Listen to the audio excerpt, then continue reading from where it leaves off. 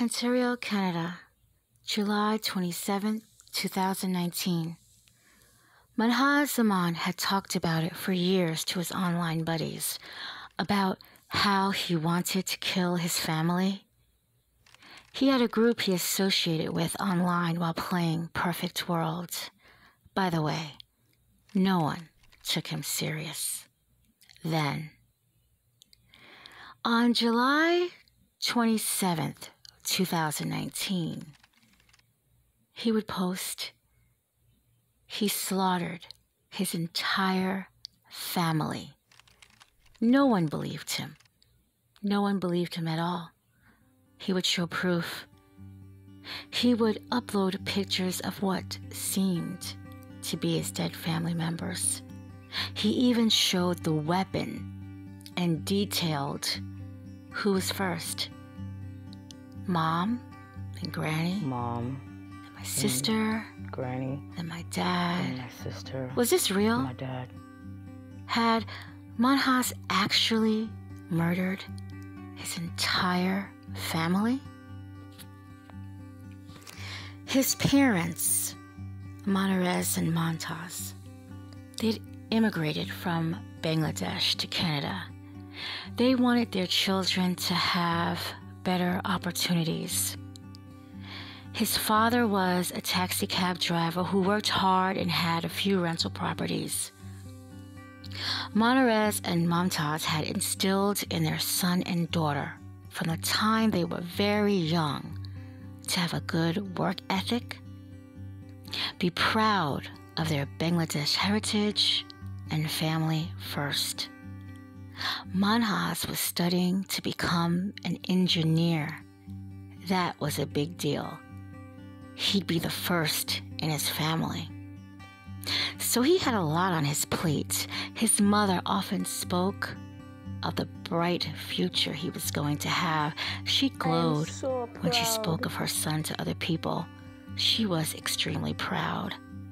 Oh, don't get me wrong. Melissa, her parents had the same outlook on her too.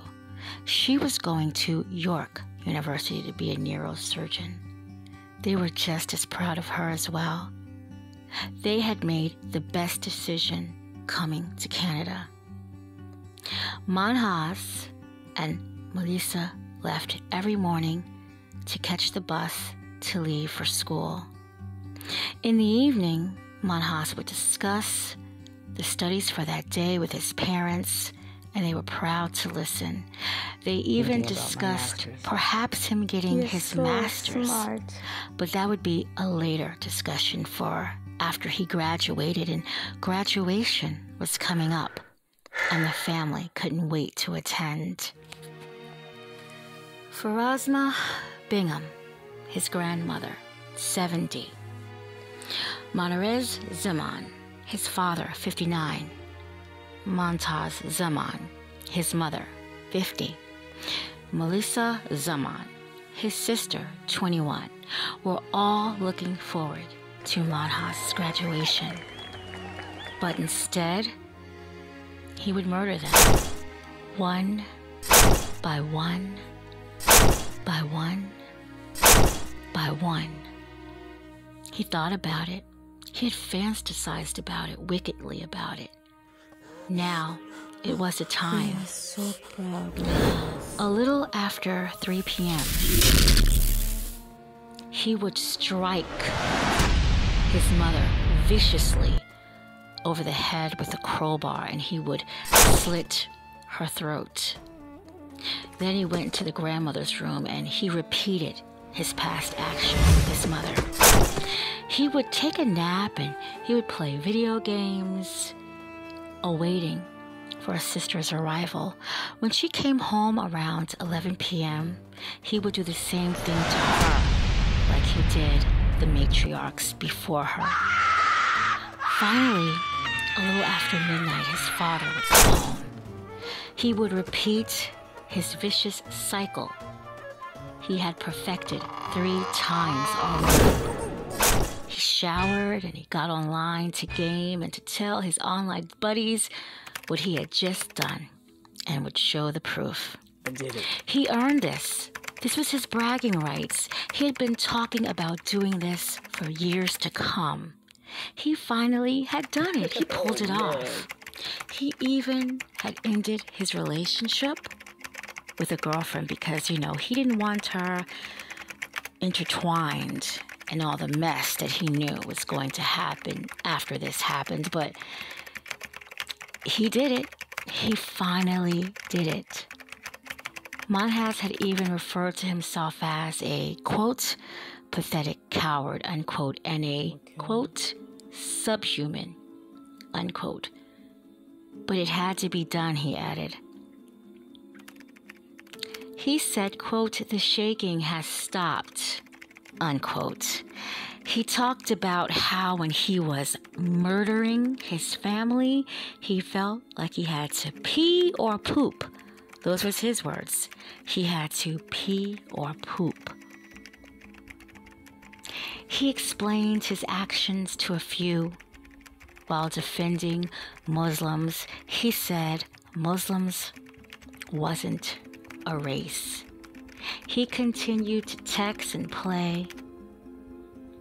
Meanwhile, 4 of his family members are bleeding out around the home. Someone online was mindful to call the police. With the little information, his last name, Zaman, and an avatar character, and he was located in Canada, the authorities would have to use his IP address to maintain his actual residential location. Police would arrive to Castlemore Avenue on July 28th around 3 p.m. Police had thought maybe someone was injured in the home. They did not know the devastation that they was about to see. Menhaz heard them, and he would type his last and final post. Menhaz answered the door, and he was ready to go. In September 2020, Menhaz pled guilty. He murdered them because he didn't want to tell the truth. He hadn't been going to the university. He'd been gaming online. He'd been going to the mall, the gym, but never school. He didn't even want them to know that he hadn't went. He knew that they would look at him like he was a failure. Their murders was better than that look. A virtual sentencing would be done due to COVID restrictions. He briefly said, quote, I would like to just apologize to anyone I have impacted negatively with my actions, especially to the people who knew my family, friends, and loved ones, who I know could have never seen something like this from me happening, unquote. The judge in Canada gave him life in prison, no chance of parole for 40 years. He will be 64. He will be older than his father was before he will be able to have the chance to even think about going free. I often thought, why didn't Menhaz just save up the money for 3 years? And then when it was time for graduation, just leave, never come back. He was an adult. Toot to his own horn. People do it every day. They just walk away. At least his family would still be living. What? They don't have the death penalty in Canada?